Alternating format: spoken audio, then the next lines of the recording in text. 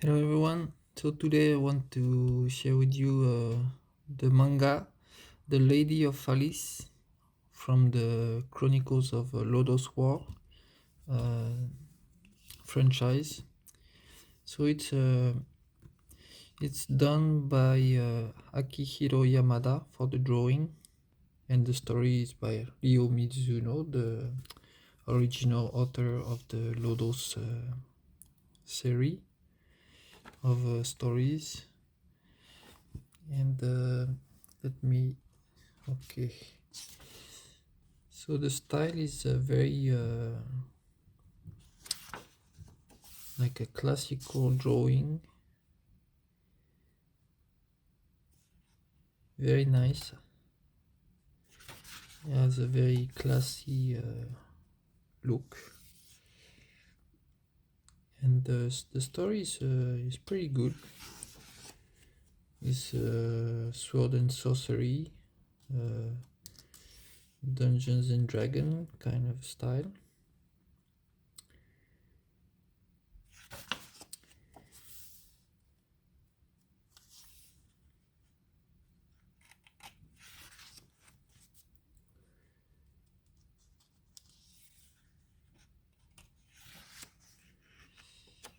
It has a cool monster designs, like some demons and monsters.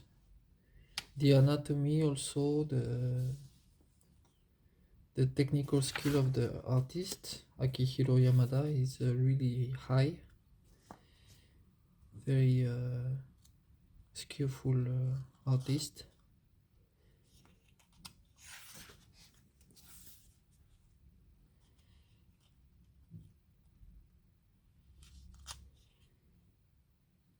Also the panel layout, the flow, the dynamism is also pretty good.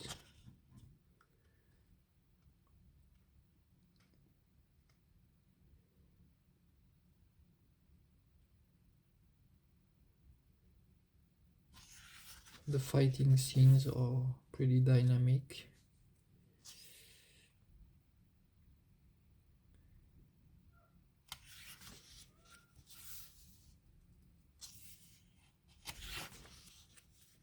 It has been republished, I think, in several languages, or you can find it second hand also in several languages.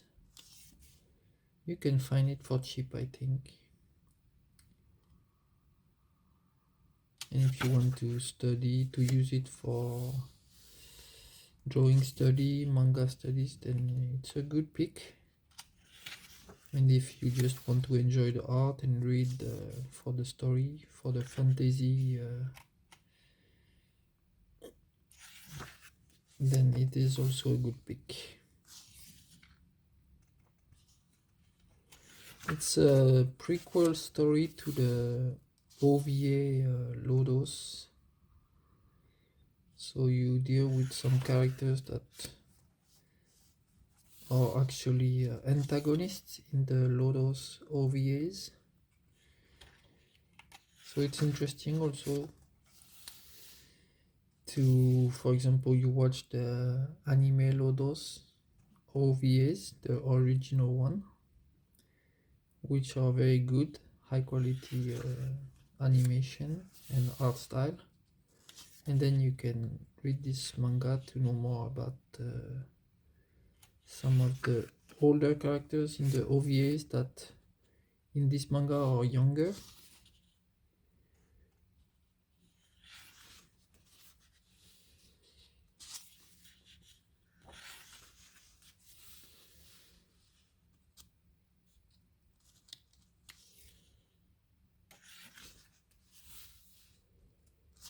I might not look at every single page, but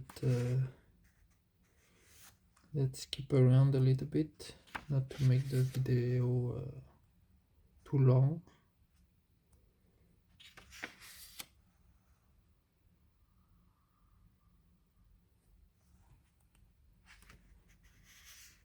Here's the dwarf. Yeah, very cool design.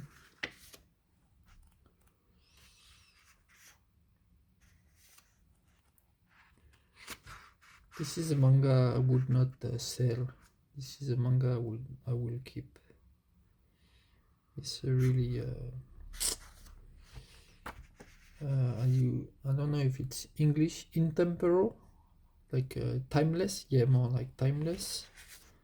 It doesn't get old. The art is that good that no matter how many years pass by, it still remains top level.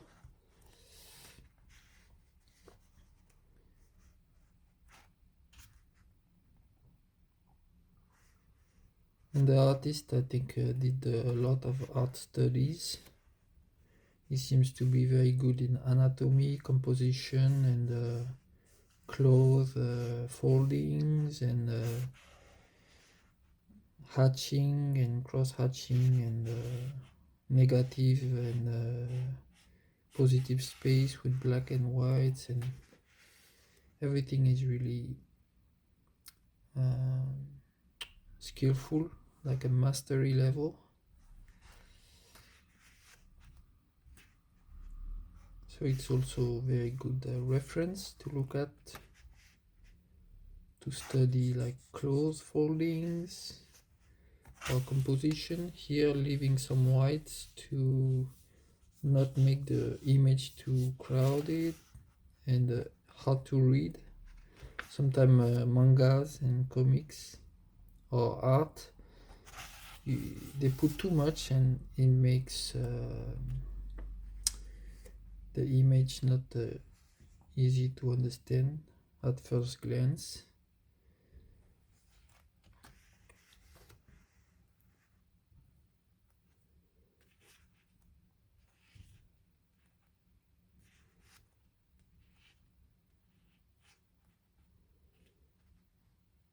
I think one little gripe I have is that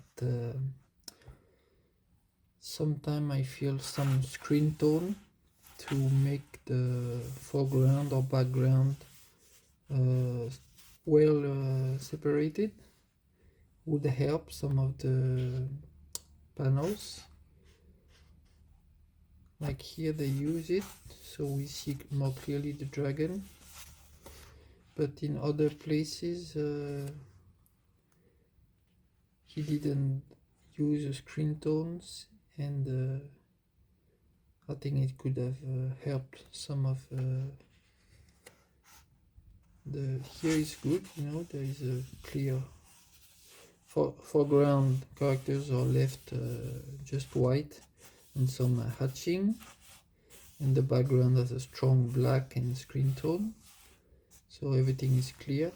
But some of the images is no screen tone at all, and because the negative and positive space and the inking is done in a certain way, sometimes it's a little bit unclear, but nothing terrible.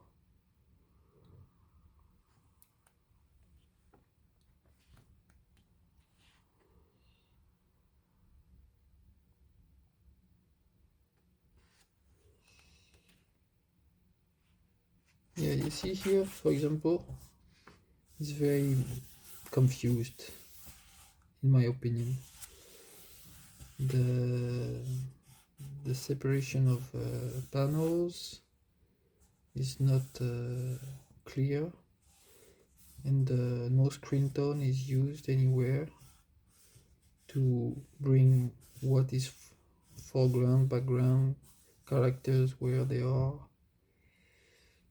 See, like for example, you could have put the screen tone on the dragon head here that is cut, so you would have at least and here some screen tone on the foreground characters, so you would have this one left white, the dragon with some screen tone, like very dark screen tones, and at least this character maybe some light gray screen tone to separate from the background character. So I think sometimes, yeah, You need to study some mangas who are good with readability, use of screen tones, of grays, of different level of grays. It can help to clarify. Let's look a little bit at the second one. Maybe I don't go too far to not spoil the whole thing. And I will make another video for another manga that this artist Akihiro Yamada did, which is set in Japan.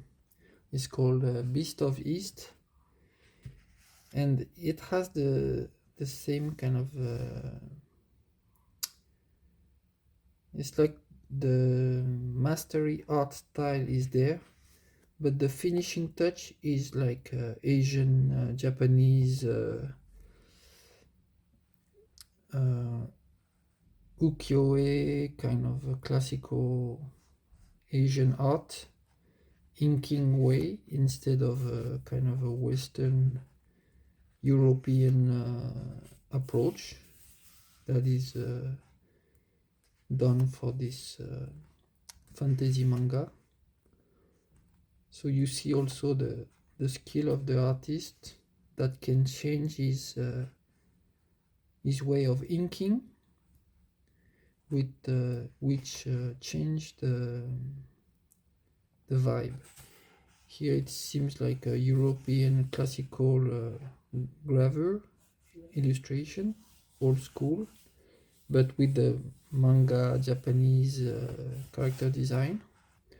But in the Japanese cultural manga Beast of East, he keeps his like foundation of art, but then the inking is done in a kind of a Japanese way, like a classical Japanese art, or a little bit Chinese also, like a brush, ink brush. So it gives a different feeling. Okay, I don't go to the end, so you can read the story. So I will make another video. Please like, you can subscribe if you're not subscribed, and see you in the next one.